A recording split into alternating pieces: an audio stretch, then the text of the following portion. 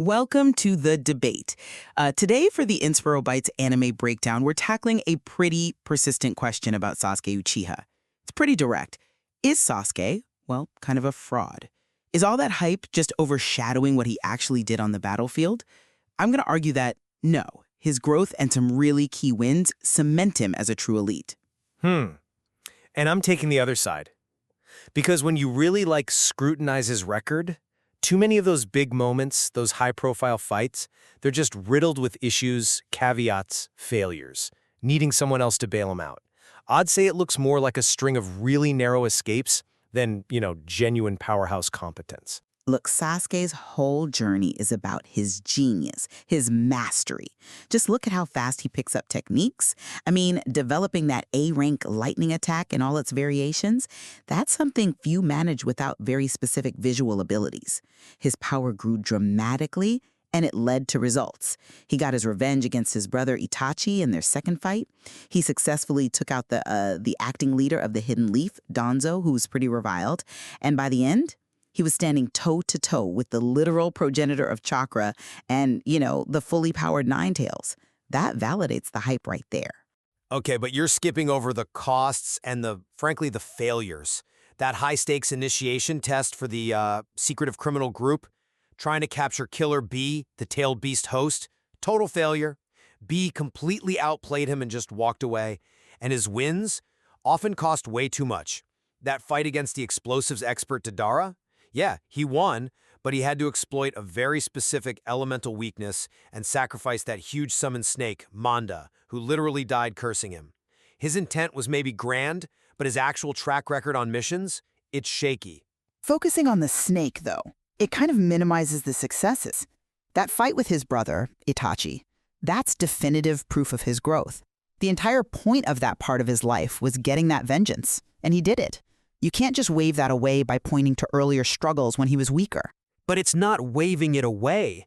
It's context. That victory is, well, it's heavily qualified. Itachi was dying from an illness during the fight. That changes things, doesn't it?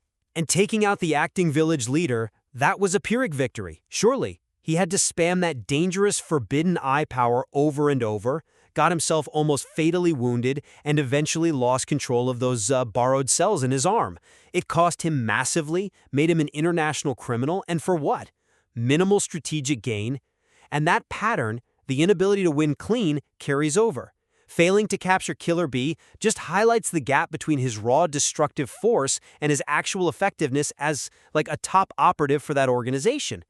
How can we call him elite if he keeps failing the mission objectives? See, you're mixing up strategic mission failures with a lack of raw power or skill. His capability, born from that genius, isn't negated by one setback. The way he adapted his lightning techniques, that long-range spear, those throwable needles, that shows incredible skill. And later on, manifesting that, the complete spectral warrior form, that's the ultimate proof of his elite status. That isn't borrowed power in the same way. It's his own lineage, his own potential realized, letting him fight alongside Naruto against Kaguya.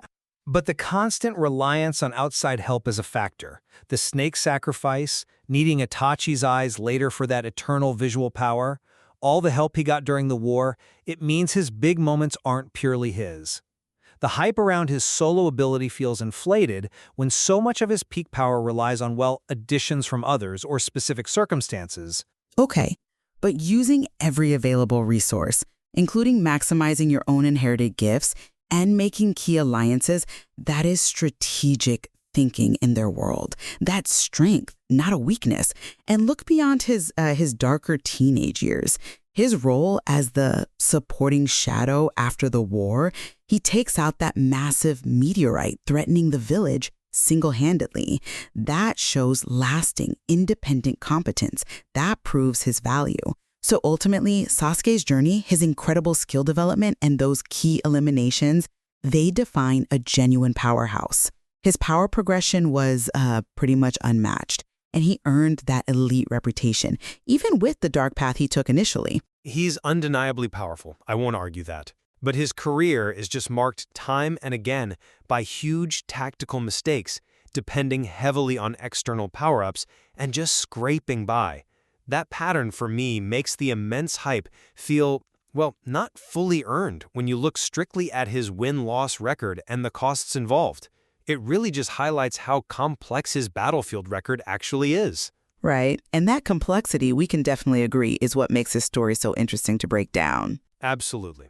So, if you enjoyed this kind of deep dive analysis into anime strategy and character arcs, please do remember to like the video and subscribe to the Inspirobytes channel. We do more breakdowns like this, plus music and legal topics too.